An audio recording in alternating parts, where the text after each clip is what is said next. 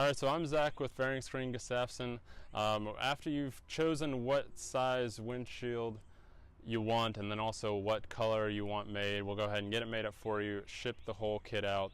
Once you receive everything, you'll need to put it all on the bike. So we're going to do a quick video and show you how to put the hardware on and then install the windshield so that you can go riding within 10-15 minutes of receiving it.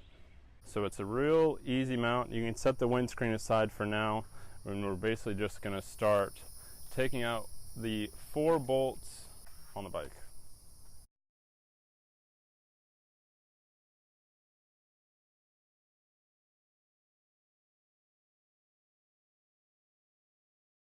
Make sure that you've got the longer stem to the back of the bike. The short one will go up front. So when you put it on, we're going to follow the same philosophy you do when you're changing a tire. You don't want to tighten any bolts down all the way until they're all tightened. So I got it both about finger tight. Now I can come back with my Allen key and tighten it up a little bit. So we use nylon nuts and bolts. They're going to come included with the windshield and the hardware. We've used them for many years for lots of different reasons.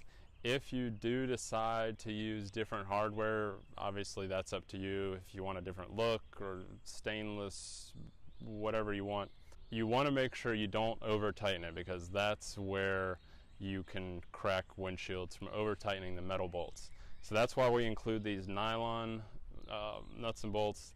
Once again, we can't stress this enough. You just want to finger tighten it